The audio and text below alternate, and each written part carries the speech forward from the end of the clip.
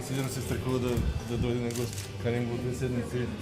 Господин Диков, не съм от страхливите. Както виждате, тук съм единственият, който иска да присъства. Само, че ме спират гавазите тук на НСО. От 2 седмици ви каним да страхваме да дойдете да направим интервю. Господин Диков, знаеш много добре, че не съм страхлив. Еладе?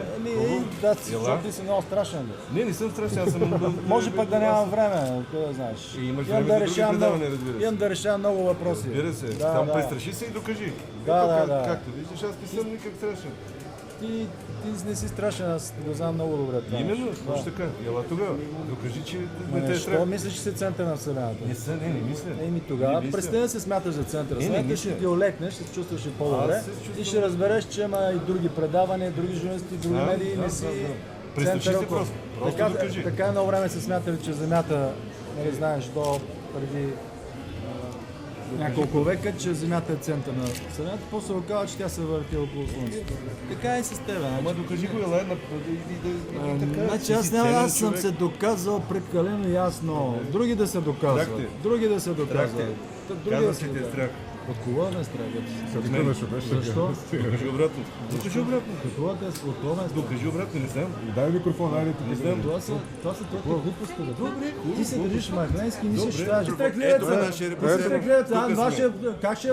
Излъчвате ли го там? Излъчваме го Директно. В в новата, в лъскавата телевизия, как те сложиха за много пари, ще го излъчите ли там?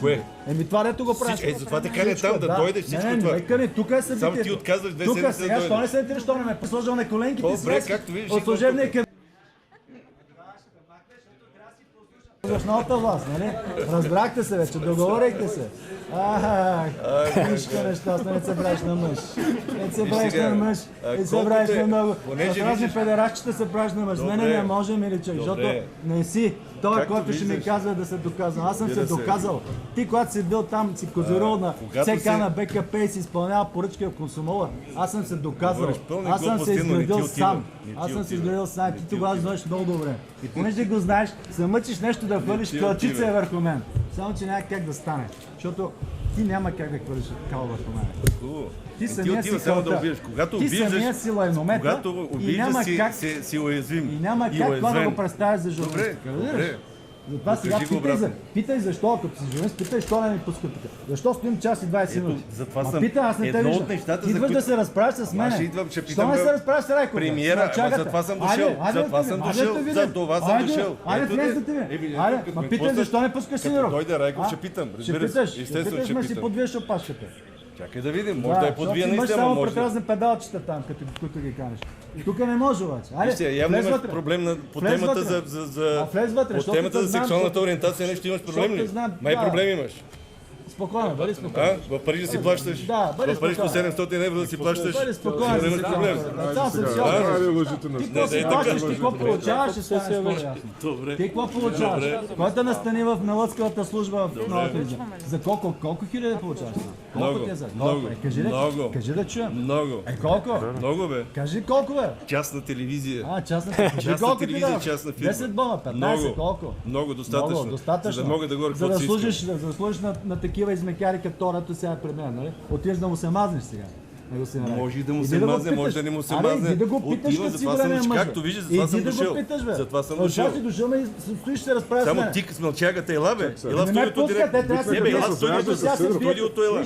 Ела в студиото, като си такъв мъж. Ела в студиото. Искам да присъствам тук, бе. Що не идваш в студиото 2 седмици те кани? Нямам работа, бе. Нямаш работа, защото те е много лесно. Лъжа и демагогия. Нагласени работи, нагласени въпросите, поръчки. Какво да правя при тебе, при поръчкаджията? Тук, питай ги защо са пратили 5 човека да навардят.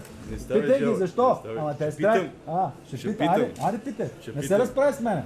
Няма грижи. Властта е там, властта е вътре. Аз не съм властта. Разправи се с властта. Именно за това съм дошъл. Но опозиционер всъщност си слуга на властта. Беше на предишната, макар че се правеше на критика. Ти ли казваш това? Всъщност се оправяше нещата. Ти ли казваш за слугата? Да, точно така. Айде питай. Питай да те видя. Айде да те видя. Ма нещо не ти се ще, не влизаш. Айде. Трябва да се заяжда с Сидоров. По-приятно се с мен се заяждаш. Не, аз не искам да се заяждам. Нямаш проблем. Аз мога да се заяждам 2 часа с теб. Но не е това въпросът. Питай ги защо, какви сделки разглеждат вътре, защо ги крият. Както виждаш, тук съм. Както виждам. Нали? Иначе твоите големи журналисти ги няма тук, при които ходиш. При които ходиш и те ти правят разни... Ето ги моите журналисти. Ето е репортерката на Алфа, ето го оператора на Алфа. Не говорите за големите телевизии, при които ходиш. Големите телевизии, при които ходиш. Нали? Само че те страх да дойдеш при мен. Да, питай, налчагата, айде да те видя. Виж сделките, разследвай сделките. Ти дам ли дневния ред, защото го нямаш и него. Сега ставаш от сън нещо разчорлен и още не знаеш какво става. Обаче се бутаме. Сашо Диков. Ах, Боже. Ах, колко си смешен. Сашко, смешен си. Ти си ми смешен.